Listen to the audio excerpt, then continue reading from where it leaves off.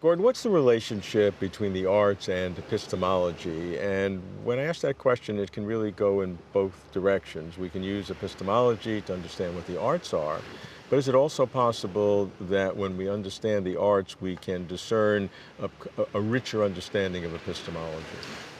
Well, I think there has been a movement recently to extend the scope of epistemology beyond the theory of knowledge. So the vogue phrase is cognitive values. What values are there beyond knowing stuff? And of course, this opens up a door to the arts in different, at least some of the arts in different ways, because nobody thinks that the arts produce knowledge in the way that empirical inquiry produces knowledge. But they do think that, in some sense, the arts can, certain other cognitive concepts like insight, illumination, understanding, and related concepts like profundity and so on, that these can be invoked in the context of arts.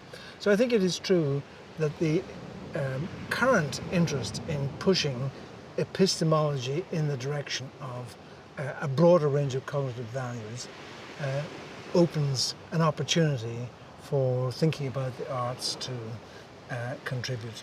And how would you make progress, other than stating it very eloquently the way you just did, in terms of some of these other cognitive values? What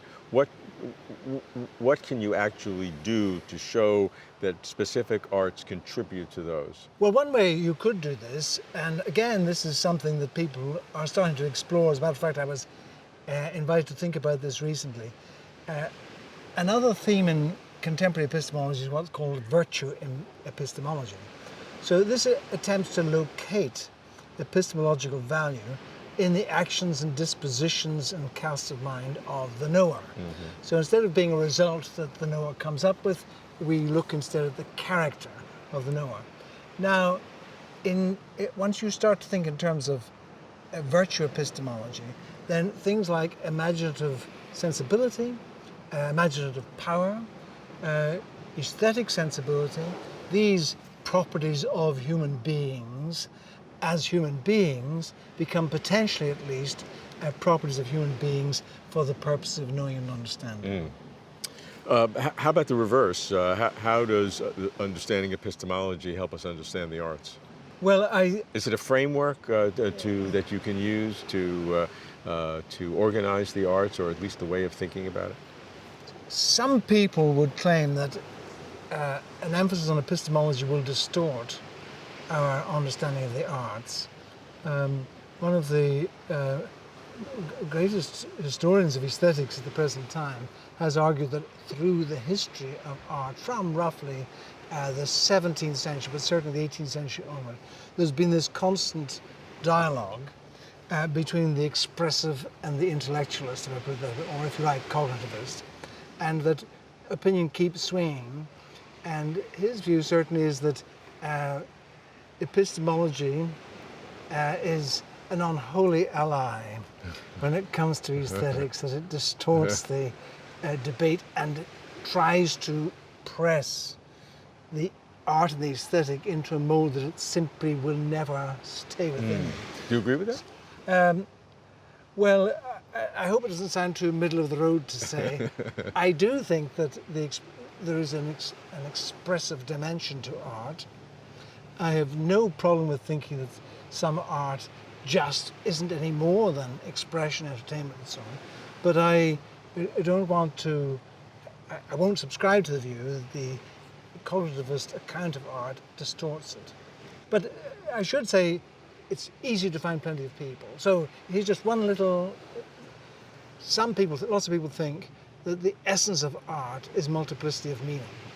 A work of art has indefinitely many meanings. If you try to introduce epistemological categories, even of a generous kind, what you are saying is we need to find the meaning of this work, and that's why they think it's a distortion. What are generous categories of epistemology, if you just had to list them, as applies to the art?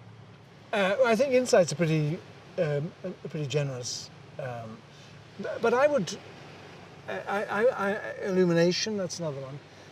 I want to, though, leave the concept of knowledge aside for a little bit and focus instead upon the concept of understanding human experience. I think the key concept is experience. That's what our lives are made of. Sometimes you might call that consciousness, so long as we don't make the human error of thinking that it can be broken down into atomic elements that are then organized in human principles by association, contiguity, and so on. So associationist psychology is the enemy of aesthetic, the aesthetic apprehension of experience.